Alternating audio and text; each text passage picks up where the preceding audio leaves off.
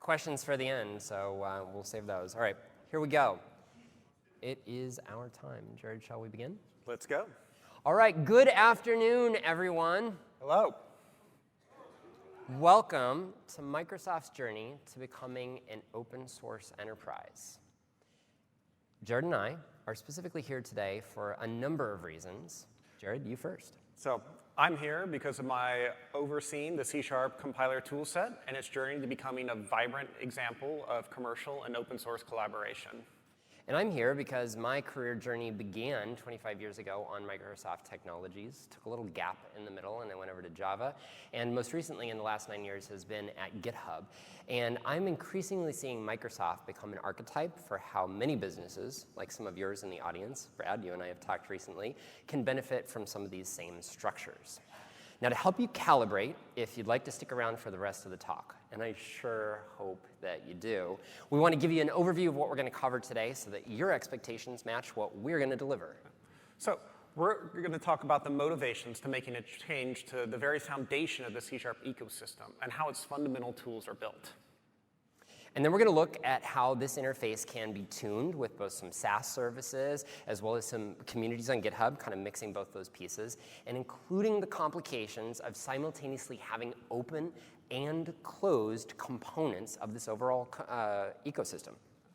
And lastly, we're going to show you some additional tech pattern and impressive new scaling heights that'll give you confidence in a paved path in your own development pipelines and community interfaces. So basically, learn from our mistakes and our successes. So, as with all good stories, it's sometimes fascinating to hear about the motivations behind the journey before the destination. In this case, it was a push for consistency, reuse, long-term growth, and engagement with the development community. So, we've been on a journey with the Roslyn compiler for more than a decade, but specifically, the most recent 4 years are what we're going to focus on today. We have a commitment to both the open source community and Microsoft as a company, and the approach we've settled on satisfying both is quite special. And this isn't dissimilar to what happens in the hundreds of companies that I get to visit as a result of my job at GitHub, working in the solutions engineering department. Increasingly, I'm finding that companies want to build a community, both internal and external, around the APIs and the platform and the ecosystem that they're building. So I think we should anchor with a quote, in this case from Mads Torgersen, the lead designer of C# at Microsoft. He said, "It started in the deepest darkness of last decade's corporate Microsoft, and yet became an open source, cross-platform, public language engine." It's kind of scary to even think he's allowed to say that publicly, but at the same time, that is the company we work for and is a real moment of celebration. And that journey was nothing short of amazing for us. And we love to give you kind of an insider's view on the stumbles and successes that made this what it is today. And when you're embracing such a complex journey, you have to have a North Star. In this case, it was long-term sustained community growth, best-in-class tooling, and a strong ecosystem. And remember, ecosystems include humans, and that can get messy and complicated. Oh, indeed. And as a refresher for all of us, this is a large project by almost any definition. It has 30 to 40 full-time developers working on it, a huge test bed, multiple managers, and it has to support a complex web of Visual Studio, VS Code, the .NET CLI, debugging, and that's not even an exhaustive list. So I'd also like to highlight some of .NET's major open source milestones. Roslyn went open source on Codeplex in April of 2014. And about 6 months later, .NET Core went open source on GitHub. Roslyn followed soon after. And since then, it's just been a steady set of .NET and technology releases in this open environment. And you know, all of those having migrated to GitHub leads us to a discussion in the first point of what information makes its way out into the open. Given this is a highly technical talk, Jared, I think we should begin with a little bit of a demo. And I use that word lightly because we're going to head over to the web browser for this very first piece. I agree. And so what you're going to see in this demo is a view from the outside on our progress. It details our community growth, trends, and the type of contributions that we get. All right. We're going to toggle over to the demo machine here for just a second. Hit that up on number 6. Right. So this is a post that highlights the first 4 years of the Microsoft open source journey. And there's so much great information in this post, but I wanted to go over a few points which are kind of more relevant to this talk. So the first is, if we scroll down here, we see a list of all the big features we've done over these last 4 years. These features were done in the open and often in close partnership with the community. We have items like SpanFT, which is a core performance primitive of this CLR. We've expanded .NET to support new architectures. We've done hardware intrinsic supports, and we've expanded the set of operating systems where you can use .NET as a runtime. And the .NET, expanding the expanding of operating system was actually a really big early success story for us. Mac was always on our radar, but our initial timeline was for us to become a good open source participant and get comfortable running on Linux. And then afterwards, we could expand into Mac support.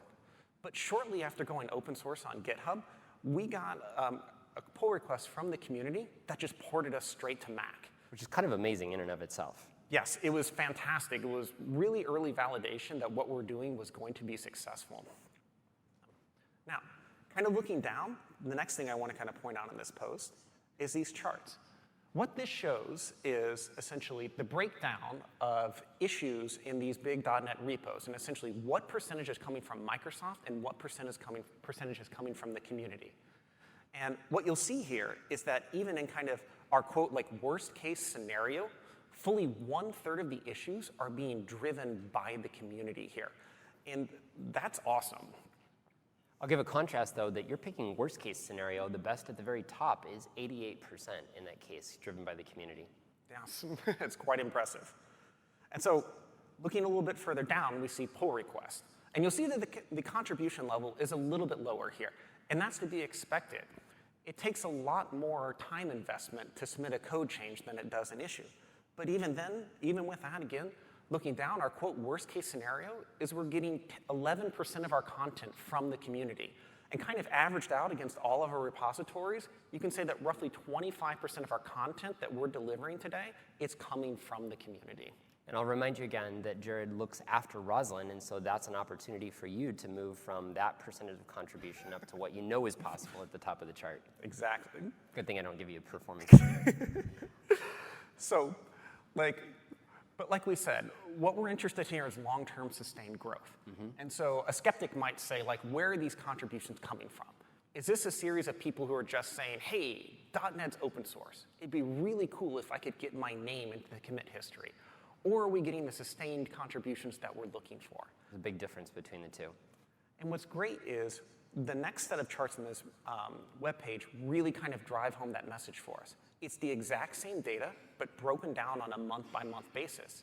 And you can see here that in this first month when we were open source, we do see that initial burst of excitement. And then it kind of tampers down in the following month as kind of the shine wears off us a bit.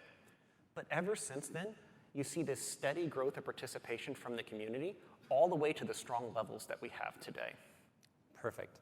We're going to toggle back over to the slides again just for a second and kind of get what we learned from that and then start amplifying this pace. You know where we're headed, you know the story we want to tell.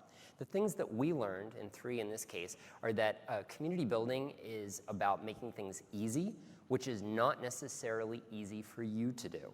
You can't just throw things at the wall. The spaghetti mode does not work. You have to be intentional and design how you want people to contribute, where you want them to contribute, and putting it in places that they know they can contribute, like GitHub in this case. And lastly, that the community engagement doesn't happen overnight. If you're setting yourselves goals for weeks or months, I'm sorry, you need to reset that time axis to be on the magnitude of years. That chart was from 2015 on the left-hand side of that, even in 2014, to current on the right-hand side. You need to be in this for the long haul. Now, given the demo that we just saw, browser in this particular case, we're going to get to the more Visual Studio nuts and bolts here in just a moment, and what we shared is those takeaways. I think that we should talk more about building a community because it is a recipe on which the rest of the success is built. How do you fully embrace and build a strong one around your product and platform? The simplest and hardest facet is to meet your users and your contributors where they already are. This is letting them drive some of the decisions. Roslyn had an opportunity to engage with their user community and upgrade that to a vibrant contributor community, and that's a difference. Just because they're present doesn't mean they're contributing. Yeah. For example, with Codeplex, Microsoft created a parallel community to GitHub, but it didn't have the same level of open source practice or engagement. Further, we separated the work from Microsoft developers from that of the community by continuing to do all of our work in TFS. We put community on one platform, the Microsoft team members on another, and it really showed. And the next recommendation is around process, because it has to be stable, it has to be friendly, it has to be reliable. Some of those are kind of squishy words, Jared. And if it's not consistent, those community contributors they basically don't show up. And remember that their goal in many cases is to get the reward of credit, social credit if you will, of seeing those contributions make their way all the way into the core product that they're contributing to, seeing the PRs merged. And in short, if community members are broken in their work, if they're not able to give back, then essentially so are you if you're talking about a community-driven project. Yeah. And this separation between community and our team members was rectified when we moved to GitHub. In addition to moving our code, we took our entire development process and moved it there as well. And this had the benefit of making contributors feel more included. They saw how much we invested in our own processes and architecture to keep them simple, efficient, and robust. And every time we made an improvement, it also had the side effect of feeling like an investment in the community as well. It was a big investment, to be sure. Yeah. And so that demo you just saw was seasoned by inputs from the Microsoft community. In this case, a series of blog posts from Matt Warren. And I want to highlight a few things about him. First off, he doesn't work at Microsoft. He's a passionate outside contributor who dives deep into our technology and in open source as a whole. He's collected a lot of data that really drives home how successful the .NET ecosystem has been here by valuing the contributions of our community and continuing to tune the process as the platform and the state of the art demands it. And you know, the statistics that we're most proud of that I want to show you here today come from that same report. In this December 18 chart, the one that I put in the screenshot on the right, we've got 16,000 community contributions from over 3,000 non-Microsoft entities. I mean, 3,000. It's almost difficult to believe that that's true. We've looked the numbers over twice, and it is indeed truthful. But this stems from the level of presence that .NET already had in the development community, and then meeting them where they are and allowing them to contribute back to something that was meaningful in their everyday work. But I feel it's important, and maybe even heresy to put this on video, to say that open source does not mean free in the monetary sense. There is a lot that you have to invest to make this work, and Microsoft has made this investment. Not in the consumption, not in the creation, it's not free in either of those. Not in the engagement of the community, it takes time, effort, hours, teamwork, testing. These are all the investments that you must bring to make this community want to continue to build the product. And so if you have planned for both, well, then what's next? Yeah. And the cost of reviewing PRs is something I've found is consistently underappreciated by people who are not involved in a vibrant open source community. For occasional contributors, rather than full-time employees, a greater level of scrutiny is often needed. It's basically the equivalent of PRs from new hires to your company. I mean, does it fit with the process, the policies, the styles, and the general architecture that we're aiming for? And through it all, honesty and documented transparency is key. It's okay to tell the community, hey, we're really underwater right now. I see this PR, and there's no way I'm getting to that for at least 2 more weeks. Please bear with me until that's done. And even some of the audience members that I've spoken with here, Mike and Brad in these cases, have talked to me and I've talked to them about how this dividend is essentially a pay-it-forward attitude. You're investing in the community, and they in turn, once they learn these skills and attributes, pass them on as teachers, educators, mentors to the next generation of contributors to the product. So it is very much a pay-it-forward mentality here. And bringing a GitHub lens to this, I think that there are 4 recipes that make a dramatic difference in any open source project or even inner source project that you're working on. It really, really alters who feels like they can contribute. The first is making the front door feel like it has a welcome mat. Polish and invest in making the README clear, crisp, up-to-date, and getting started instructions. Second, signal that the project is healthy. Nobody wants to give time and effort to a project that's dying, dead, or unmaintained. So you have to do that with things like status badges, for example, is one mode. Third, you have to welcome new contributors via a documented process. Because I know, even if I'm not asking for a show of hands, you all have felt awkward walking up to a new work project and you're thinking, is it okay if I make this change? That awkward, like you look stupid if you do it wrong. So destroy that with a set of guidelines and practices and principles for contributing. And then lastly, set an expectation in terms of quality. You have the privilege to say no to some of these pull requests, but you don't want to disappoint somebody where they've invested the effort and then say, oh, it didn't have a review, it's not up to our standards. You'll want to set the quality bar to be a common understanding early. One friction point we hit with customers was around language features. Customers are generally really excited about new language features, and many were excited to contribute their pet feature to the language. I mean, what could be cooler than saying, I add a feature to the C# compiler? And that type of passion and excitement is something that we really enjoy in our customers. But we also have a lot of experience with language features, and we understand just how involved they can be. Even a medium-sized language feature typically goes weeks to months of language design. And once the feature gets past that phase, we still have to think about more than the compiler. Roslyn is an ecosystem of C# tools that make developers productive, and the compiler is just one of them. The language feature must also work in IntelliSense. It has to color correctly in Visual Studio. It has to support debugging. Does edit and continue work? And it also has to function our MS Build pipeline in many other corner cases. And this is why a language feature is such a considerable undertaking. So much so that not even our most seasoned developers do a language feature in a single pull request. We create branches. We have test plan reviews. We get sign-off from the IDE team. There's this entire process that we follow. Customers submitting these language features had not followed that process, and the change didn't meet our quality bars. Resultingly, we closed it without merging. You can imagine that's frustrating. Yeah, customers were a bit put off by this. They'd invested all this time in this passion project. They had such energy around it, and we were basically throwing it away for reasons completely unclear to them. And this is where we failed the community. Yeah. There's nothing wrong with having a rigorous process. The problem is we didn't tell the community about it. They had no chance to be successful here. They were just guessing. And one thing that I think about is that putting a document describing this process, even if it's a very involved process, provides a really strong signal to the community, because you're saying by documenting the process, this is something we want you to do. We want your contribution. You will have to follow this kind of paved road to get there, but at the end of that paved road is review and acceptance and inclusion into the project.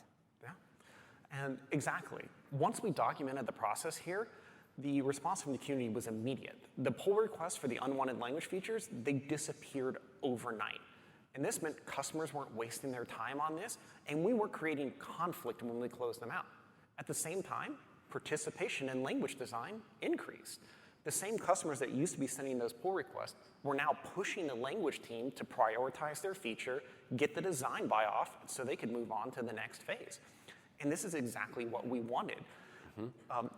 Because this meant this process we documented, we hadn't turned customers off. We'd taken their energy and redirected it to the appropriate place. And the real win, though, was when some of our customers were able to follow this to conclusion and actually get language features merged. So at this point, we've been able to merge a number of language features from the community. For instance, stack alloc initializers, extending digit separators, relaxed ref this ordering, and there are even a few more that are going to be coming in C#9 that have even greater complexity. Target type new and generic attributes. And this is so much fun for us to see. I mean, that's from the community, and it's just so heartening to this model of collaboration between the open source and the closed source facets of Roslyn and the impact it has. Another lesson that we've learned is, quite frankly, in embarrassing fashion, that your contributors can have vastly different setups than you. It's almost, for programmers, a humorous interlude. Yeah. So one example is we had a contributor file an issue saying that tests were broken on master. They hadn't making any changes, but a dozen or so tests were failing locally. So we looked at our badges. They were green. All of our pull requests are moving along. And we had them show us what tests are failing. We took a look at them, and they had no reason to be flaky. So at first we chalked up, it's a bad machine, nothing to see here, one-off problem. Then another contributor filed the same issue, and then another. And at that point, we understood there's a problem here, but we still didn't know what. But eventually, one of the contributors sent a pull request to fix it, and it was immediately clear what the problem was. All the pull request did was change a bunch of English strings to be using localized resources. So the tests were failing because the tests were essentially comparing hard-coded English strings to the error messages emitted by the operating system.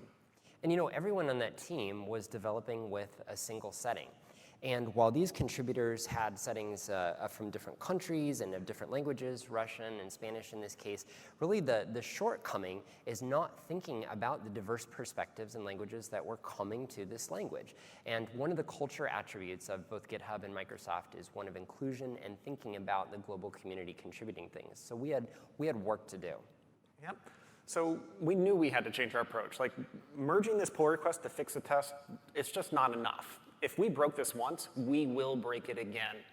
And so with the goal of inclusion, we added a Windows image that had a default language of Spanish into our core pull request process. And that ensured the problem was going to stay fixed going forward. And we would be creating a more inclusive environment for our contributors. And even better was once we made this change, other repositories in .NET saw it, and they picked up the same image, pushed it into their processes, and created the same goodness. And that's where I say, push ahead, even when it's hard, you'll find that you're paving the road for others. It's pretty exciting to hear that. In this push to put more and more in the open, though, you'll soon get discussion on these type of hybrid projects on what should be public and what should be private. And I have a request to you. Push as hard as possible to push a lot of that content into the public space. It's so easy to just slip, we'll hold that back, we'll hold that back, we'll keep it on this side. And you're gonna have to make some very intentional decisions about what falls into that public-private split. Now, this isn't just for open source and then closed community kind of processes or hybrids in between. It can actually happen inside a business where you have an inner-sourced project where one community is building the core of the framework itself, and many others are lightweight contributors or consumers of it downstream. So both for corporations and open source hybrids. But, Jared? Yeah. So when Roslyn moved to GitHub, we were about 95% in the open. The last 5% were mostly UI tests, not code, so we felt this was good enough to ship. But we didn't really understand how impactful that 5% would be. It turns out there were a number of people who were really excited to contribute to that area of our code base. And because they didn't have the full set of tests available, their contributions weren't quite good enough. Roslyn developers could see the full set of tests, and we had to ensure they were all passing before we merged their change. And so this resulted in some pull requests where we had to ask customers to change their code for reasons we couldn't fully justify. Easy ones. We really had to say there are tests you can't run that you aren't passing, but you really need to be passing them before we can merge this change. As you can imagine, that was a tad bit awkward. And in retrospect, I would still move us to GitHub at that 95% point, but what I would do was I would change the priority on how we approach that remaining 5%. Just be very aggressive about getting that moved over. Yeah. And having been mindful of all these community needs and continually adjusting the way that we approach this process, we drove the community to think open first. So let's throw just a few numbers and then transition into our next dimension of the talk. One is that the ecosystem starts with you, and that is the 61,000 contributors on the bottom left-hand side of that slide. But then you think, okay, how can I become 61,001? And it's pretty simple. It could be leading a talk at a meetup, running a meetup, helping host a meetup. It could be reading articles and relaying that to some of your team members that then pass on some of those ideas that make their way back upstream into the project. It can start in a very humble fashion. It doesn't have to begin with a language feature implementation as the first pull request. And so also, if you're passionate, visit the .NET Foundation, consider becoming a member, help elect the boards that you feel are going to kind of push .NET in the right directions. And in that same spirit of zooming all the way out, a final set of numbers before another direction in our talk. And that is, in .NET's time in the open, those 61,000 pull requests that we've accepted mean that 87% of the contributors that have given to this project now are working outside of Microsoft.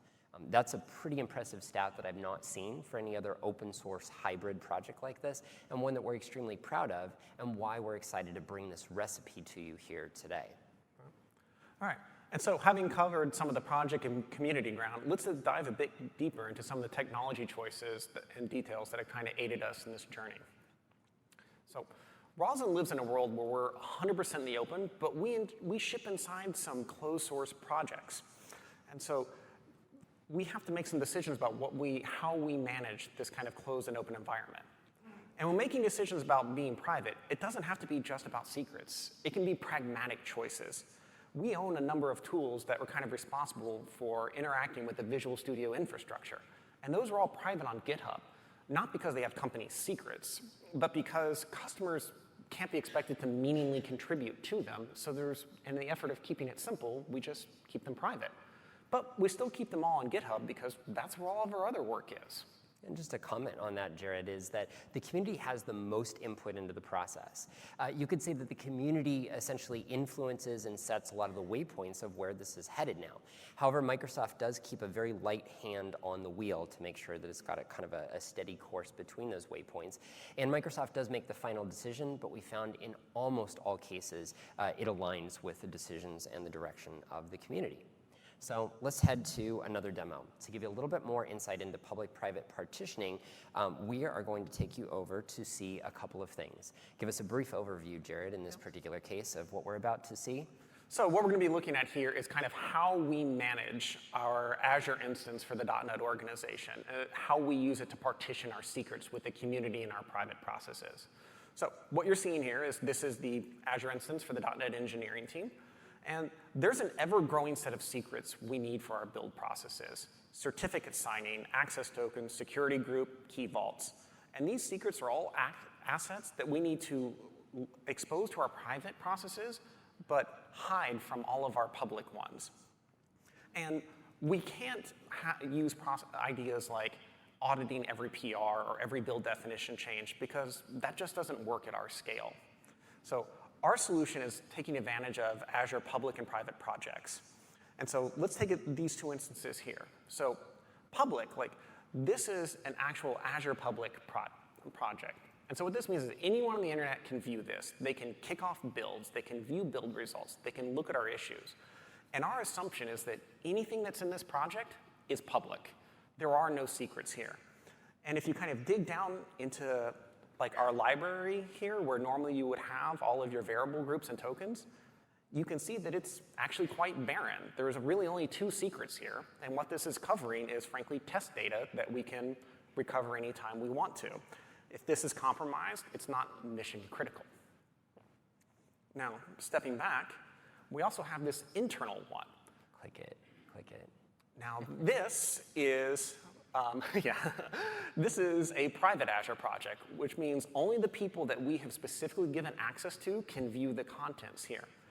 And this is where we end up storing all of our secrets. And so as you can see here, the amount of secrets that we need for our greater build process, there's a few. And what this split gives us is it means that we have a nice firm boundary to put all of our secrets. And these, by default, are just not accessible from GitHub or any of our GitHub users. And this doesn't mean we're done with security by any means. There's still work here for us to audit build definition access, rotate secrets, and just general security best practices. But this is a nice wall between us and the community. So we believe that what you just saw is a model that you can use to copy both for an open source, closed source hybrid project, or even one that you run inside your business where you wish to be a little bit more crisp about the partitioning of those secrets. And you might use an inner sourcing approach where one team owns the creation, much like Jared's does, and managing of those core secrets, while a much larger audience is still able to contribute to the code base on a whole. And given that we just talked about intentional choices of infrastructure, we want to dive deeper to what has driven some of the build infrastructure of Roslyn. And in this case, let's continue talking about what our core competencies are.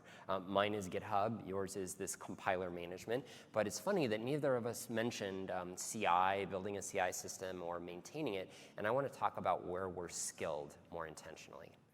And so part of moving into the open was finding a new CI system. We were planning a move that kind of affected our operating system support, community, and tooling. And we wanted to get that community, but we needed that multi-operating system support. And so with that, we've been focused a little bit on application code. We've got another demo for you at this point. And this is where we have a separation of the definition of code as an application and the definition of code that configures the build pipelines and how we actually produce the final product that is Roslyn. So let's toggle over to the demo machine and once again, take a look. All right. So what we have here is this is a pull request into the compiler. And so the compiler makes heavy use of name pipes, and this change is moving us to a new version of the name pipes API. And this is going to fix a number of the experience problems that we currently have on Unix. And so peeking in to the pipeline results here, what we can see is, if that will load. There you go.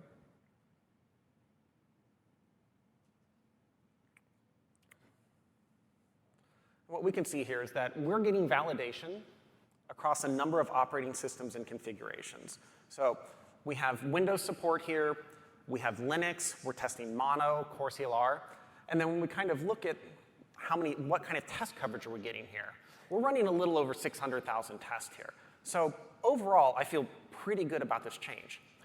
But there's one important component that's missing here, and that's Mac support. Mac is a supported platform for both the .NET SDK and Xamarin, so it's a place the C# compiler really needs to function well. Particularly in this change, where I'm updating Unix support, and I'm not getting any Mac verification. And this is where configuration as code becomes so valuable. All of these operating systems that you see here in this log, they don't come from some drag and drop UI somewhere. They are actually artifacts that are checked into our repository right next to the code that we are evolving. And so what we're going to do here is we're going to actually change this pull request to add some Mac support. And so kind of just going to the branch, all I've done is open up the branch at this particular change. We're going to go and look at the pipelines file. And so as I said, scrolling through here, you can see essentially, like this is our Windows support up here. This is our pipeline definition for Windows. We have some Core CLR testing and some Linux down here. And so now, all we have to do to get Mac support is just add it. So we're going to edit this file. Scroll to the bottom. Paste it in. And so this is what Mac support takes. So all we've done here is that we've defined a new job. We've said that the VM we're running is Mac 10.13. And the command line I'm using here is the exact same command line I use for Linux. So let's go ahead and add Mac support. And let's commit these changes. And now, if we go back to this change, wait for GitHub to kind of update with these. GitHub and Azure kind of have to talk about this for just a second.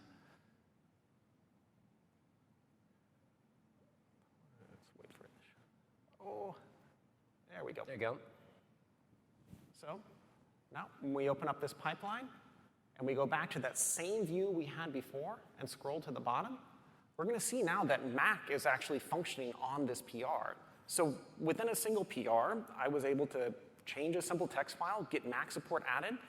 And the best part is, because this is not some drag and drop UI, I haven't caused some change my coworker is doing on a completely different branch to unexpectedly fail because Mac is suddenly showing up and is changed. The adding of Mac is actually sitting in the Git repository with the code I'm testing, which means only this commit and commits that build on top of it are going to be affected by this decision. And so this is the power of config as code.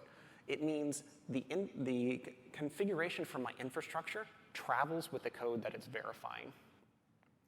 And Jared, going back to what we learned from this particular demo, what we've learned is that code should have a very broad definition, in our opinion. That can include things like even pipeline. I call that a first-class citizen. And OS support is just so much easier to add when you're making it somebody else's problem. At one point in the history, which we're going to get to a story about in just a moment, you owned literally adding those additional operating systems in a very meaningful and painful way, I might add. But now we just simply made that somebody else's task with using Azure in this particular case. And lastly, being able to make these changes atomically, especially if you need to modify a script or a piece of source code that also has to adapt to allow Mac to work, means that you have atomic units of change to both the pipeline, the configuration, the definition, and the source code that needs to be modified in a single unit, rather than thinking of those as separate things to change.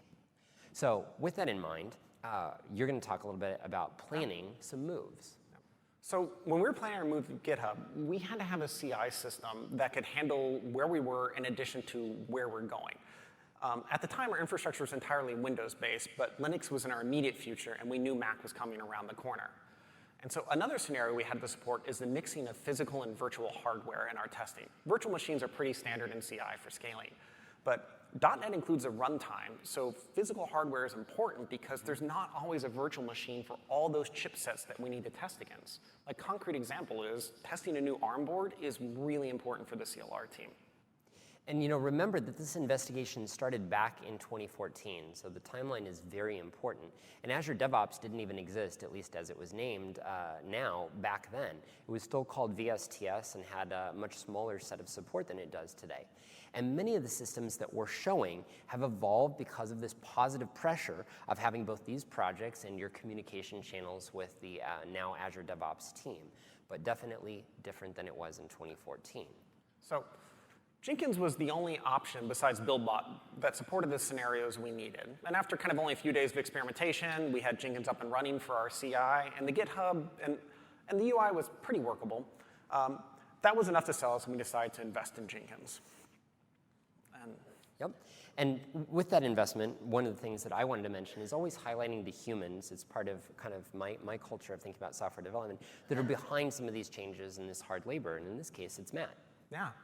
Before we press on, we want to kind of talk about Matt. Matt is a leader in many of our efforts to build and run our Jenkins infrastructure. And he's kind of the engine behind everything we did in Jenkins and much of the Azure content that we're kind of presenting here.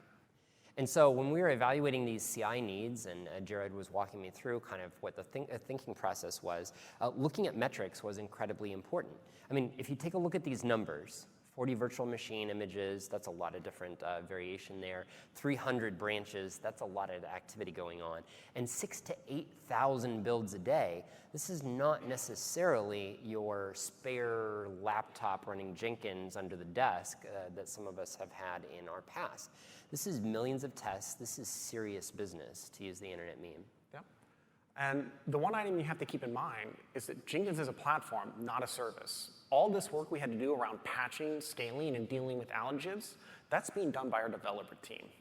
And for CI, quite frankly, my attitude is that's not giving value back to our end users. I don't want to own the servers. I don't want to have to add another node. I don't want to be on call. I don't want to have to think about an additional operating system worth of support.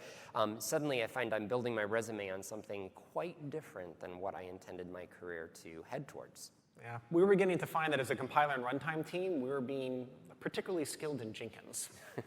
Build that resume. So about a year ago, we kind of reached a bit of a tipping point with Jenkins. There were essentially 2 full-time developers working on it, and it was barely keeping up with our current load. Looking just 6 months into our future, we knew we had to about double that to meet our infrastructure needs. And that's a big change. And so kind of stepping back, we had to ask ourselves, is this really where we want to be investing our resources? The problem with managing a platform is that you can't just throw money at it. When there was an issue, we had to resource team members to solve it. That means part of our strategy for success as a company, it has to include hiring, training, and cultivating talent to maintain Jenkins. I mean, we're the .NET runtime and tooling team. Is this the best use of our resources? Do we really want this to be part of our core mission? Do we need to hire a manager for the Jenkins team? Please no. When developers get bored with Jenkins and want to move on to another team for career mobility, what are they bringing? Managing servers? We want them to be focused on language skills, and that's where we kind of returned our attention. So you've heard about .NET's journey of listening and then iterating, making some changes, adjusting hardware, infrastructure, approaches, community readmes, and the like. And I think we should dive deeper into how we leverage some of those same habits with Azure DevOps. And so this introspection around Jenkins led us to begin having conversations with experts in our areas. And that included conversations with the Azure team, and our timing couldn't have been better. This is when the Azure DevOps team was coming into existence, and they were looking for partners to help them define what it meant to be successful running CI in GitHub. And this is kind of funny because the Azure DevOps team basically told you they wanted to be more competent in the areas that you wanted to offload. Or put more succinctly, they kind of liked the export, and that was their desired import for these particular skills and stretch goals. And when the .NET team was working at Azure to begin the partnership, we had to pick a repository to kind of be the guinea pig here. And eventually we settled on Roslyn. Roslyn is a big repository with a large number of test cases. We have about 500,000 tests across 3 operating systems on every PR, and they need to finish in less than 30 minutes. And we had around 30 full-time developers and a vibrant community. For Jenkins, we've always been a fun stress case. And the assumption was that if Azure DevOps could scale to us, then pretty much every repository in the .NET org could easily migrate over. And what I see is Roslyn as a team that embraces experimentation. And remember that much of this is being done in the public, so back to that journey to becoming an open source enterprise. And you are willing to essentially take the pain with you and your team to push the road ahead, sometimes through some trouble and working with that Azure DevOps team to be able to support Roslyn on this infrastructure. Exactly. And even though we were kind of the first repository to take up this conversion in earnest, we weren't the first to complete the conversion. So while Azure was doing all the work necessary to scale to our most extreme cases, repositories that were a bit smaller, they saw the progress they were making, and they decided to experiment a bit. And they found out that they could easily convert with all of the work Azure had already done. And hence, by the time Roslyn finished its conversion, we were pretty much well underway to our migration off of Jenkins. And you even had a story about Visual F# being able to move very quickly? Yeah, the F# team. As you imagine, the F# team, they have a lot of similarities to the C# team in terms of what we test and how, and the type of scenarios we're interested in. And Brett from the F# team, he saw the progress we were making, and he saw that I was, topping out at a couple 100,000 test cases, and he said, well, F# doesn't have quite that much, and he decided to take it up, and about an hour later, he actually had a PR out to just completely migrate them over. So sometimes when you're doing this work and taking the pain, you may be paving the path for some of your colleagues and other teams and other departments, other projects in the business. So let's turn our focus back again to Roslyn. We got an F# there for just a second. And talk about the pipeline for this being a host of solutions. It includes Azure and GitHub, and they have to be integrated and consistent at scale. And I think the devil is in the details with those last couple of comments. So demo number 4. Exactly. To kind of get across the issues of scale and where Azure can help you, we're going to do a bit of a demo with the pipeline analytics. And what I'd like you to pay close attention to in this particular case is how seamlessly all the pieces work together. That's not an accident, that's through a lot of effort, and it culminates in the increased ability to drive customer value and quality in the product. Let's see this in action. So what we're going to look at is how Azure Analytics can help you drive quality into your test matrix. So analytics are available on all the pipelines that you run in Azure, and they're easily available from kind of your build history page. So what we're looking at here is, this is the build history page for the main Roslyn pipeline. And the analytics are right here, so we're going to dive into them. And so kind of looking at our test failures immediately, you'll see that we're quite healthy. Over the last 14 days, we have well over 99% coverage across a couple 100 million tests. But it's not 100%, so I'm never happy. So digging deeper, let's kind of look at a concrete example of where analytics can help, and that's driving down flaky test failures. Consider that if you ever have a test fail on CI for your master branch, not the pull request to get the code into your branch, but the code that's actually checked in the master, then that test is very likely flaky, and that's probably driving down the quality and throughput of the rest of your team. So what we can do is we can use analytics to basically say, show me all the failures in the master branch for the last 30 days, and let's see what kind of flaky tests are hurting the quality here. So we're going to set the time frame to 30 days. Then we're going to use the filter here. We're going to restrict the test failure branches to the master branch. Knock back out. And you can see that in the last 30 days, we've run basically 100 million tests in master, and we have 11 test failures. And the reason, and I have to say, it's not always been that good. When we first migrated over to Azure, our month-to-month number here was about 10,000. And it was through this process of using analytics that we're able to drive this number down to what it is today. And you can see that there's not a lot of work we can do here to make things significantly better. But let's look at a different pipeline. So this integration pipeline is a new one that we're kind of bringing online now. It's new. We haven't done this quality push yet. So it's more representative of where we were when we did that migration. So what we're going to do is the exact same drill down here, where we back this up to 30 days, and we look at all the failures in the master branch. And what we can see here is now there's 41 tests causing 181 failures. And now analytics down here is showing me essentially like a weighted list of what is dragging down my repository. This first test right here is responsible for 10% of all of the failures. So even like looking, if you're trying to like give your dev team a priority, if your dev team were to fix like these first 6 tests, that would take down 50% of your flakiness.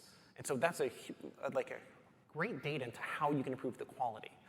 And if you want to dig further, if you want to start asking information like, where all does this test fail? Like, what are the builds? Can I look at other builds to see if I have the same failures? All you do is have to click on it, drive down, restrict it back down to failure tests. Now we can see easily, like, where are all the failures over the last month? And once this graph completes, it's actually going to show us every single failure for the last month. Come on. No. There we go. So, and this is every failure for the last month. You can click on it. You can see why did it fail in this run. You can track back to the build that caused it. You can use this to kind of correlate, see are all the test failures the same reason? Do we have a bigger bug we have to track down? And overall, it's a very, analytics are a great way for you to kind of get the data and drive up the quality of your process. It was a fantastic demo, and I want to take us back to what we learned from what we just saw in that particular piece.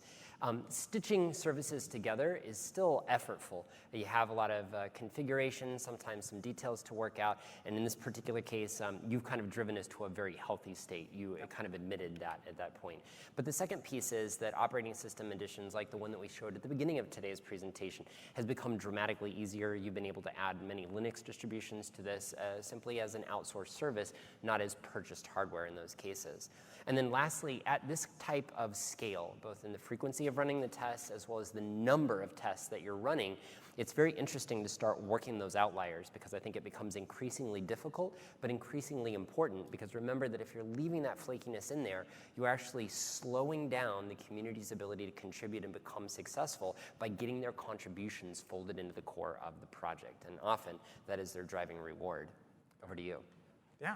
And so, when you're at the scale of 500,000 tests, you have to start asking, what failed? How often? Do I have a flaky issue or driving quality? And unless you have tooling like analytics, you're just not going to make a lot of progress. You need that detailed breakdown to really hone your efforts and focus on qualities. And while we could rest on kind of our laurels of this success at this point with an integrated pipeline and having a successful community and making their contributions, hooray, we've arrived, that is not something where it caused us to stop. We didn't stop here. Yeah. And so we just keep pushing to larger and larger scales. Both on the GitHub and the Roslyn and the Azure DevOps side. Yeah, so 1,000 tests is easy to manage. 10,000, it's hard, but it's manageable. Once you get to about 1 million tests, you get to have some pretty unique challenges. And so we've been pushing the Azure team to the levels we're pushing, both so that we can be successful, but to ensure that all of our customers will have a nice, smooth, paced path to integrate and onboard onto DevOps. And it goes back to that import-export type of comment too. The exports that you have, which are pushing the upper edge of this, are the imports that the Azure DevOps team has wanted in this case. So our last and final and very brief demo in this particular case. Yeah, so for the last demo, we kind of want to give you kind of a massive scale demo and show you kind of the extents to which we're pushing the Azure team right now for test infrastructure. All right. I have a question as we're doing this, as we get the infrastructure set up over here. I want to see a show of hands, the one and only time I'll ask for it today. So start with your hands up before I've even asked a question for just a second. And keep them up if you have 1,000 tests that run on your primary application's code base.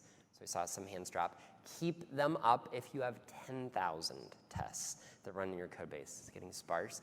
Keep them up if you have 1 million tests in your test base, in your code base. Ooh. Well, sparse. Yeah, just a little sparse. The one hand in the back could have been from the Roslyn team. Yeah, that so might have I'm been from the gonna .NET say team. that could be an outlier. But this is an extreme scale. This is an extreme scale. And so this is actually coming from the CoreFX team. And so the CoreFX team has a combination of an extremely large test bed and a heavy dependency on kind of native APIs. And so in order for them to have full validation, they need to test on every single operating system and architecture that they support in order to verify that they're not hitting some weird unseen corner cases.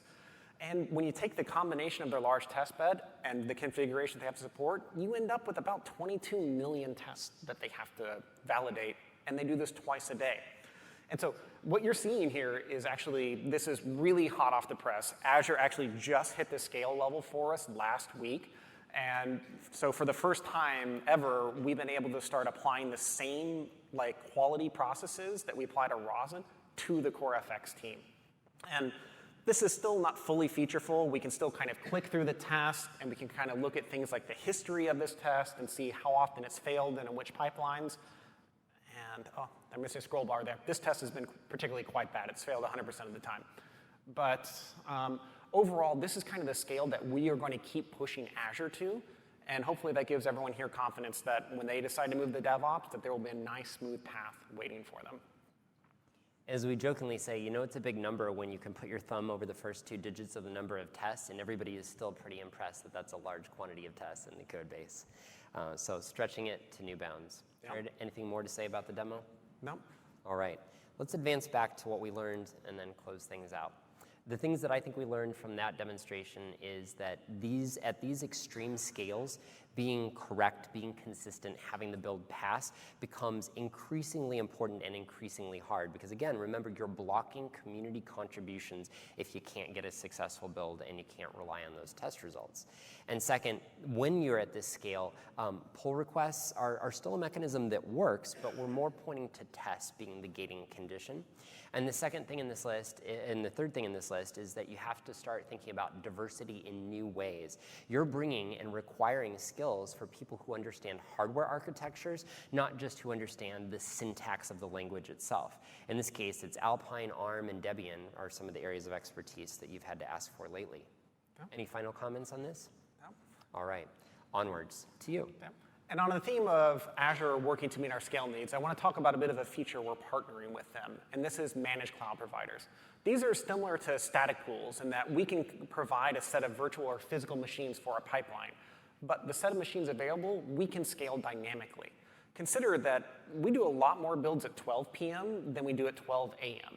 So using a static pool, we kind of have to choose. Do we want to optimize for 12 p.m., in which case we're wasting a whole lot of money at 12 a.m., or do we want to do the reverse, in which case we're saving money, but developers, the pull requests just can't keep up with what the developers are doing at the peak load. So managed cloud providers, they let us scale dynamically based on our real demand. And that lets us meet our needs at our peak time and deallocate all those extra machines when don't quite have that demand. And the latter saves us quite a bit of money, roughly 6 figures a month. And I do want to stress that we think that very few customers will end up needing this level of configurability. It saves us, it has a substantial impact on our bottom line because of the extreme scale that we exist at. The vast majority of customers will be comfortable using static and hosted pools, but you should feel confident if you ever get to this level that there are solutions available for you. And also, we've talked about the mixing our virtual and physical machines here. And I want to stress, we're not talking about some crazy private machines that we're using. This is a list of all the machines that we run in our public CI. And this is off-the-shelf standard hardware. Most of it we bought from Amazon, had it delivered to our building, and we just threw it in our racks. And Azure provides the flexibility to just make this very easy for us.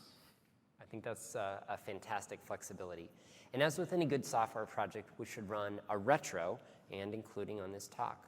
So in conclusion, we really like how much we were able to review and reflect on the processes and approaches that we took both with community, with hardware, the tool selection that got us to what we feel is a vibrant community between open source and proprietary software. And GitHub and Roslyn each grew in this. You pressed us. We often mentioned what you did for Azure DevOps, but you pressed us as well in terms of some of that scale. And in the spirit of a growth mindset, and our very own CEO, Satya Nadella, he asks of every Microsoft and GitHub team member to consider that longevity in this business is about the ability to reinvent yourself or invent the future. And I think if you took only this quote away from the talk and were inspired to do exactly that by the painful but then rewarding journey that we've been on in stressing the bounds of these tools, I would be extremely delighted if that was the case. Thank you very much. Thank you.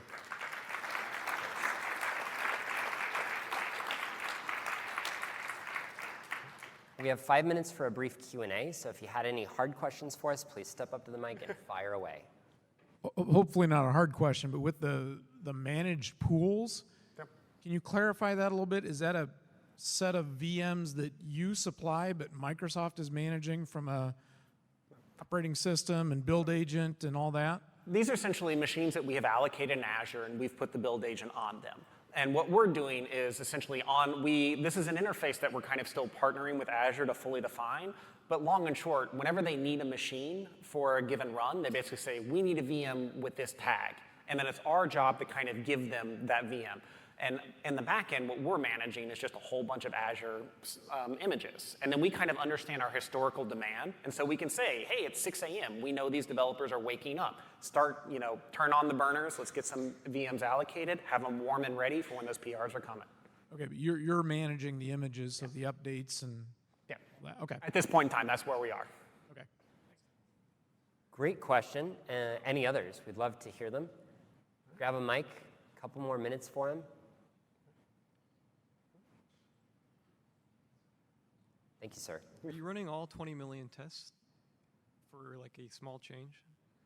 No, so the 20 million test is actually kind of an outer loop test run, and that runs twice a day. So on the inner loop test run, I think they still run a couple million, but not the full 20 million set. A couple on the inner loop. Yeah.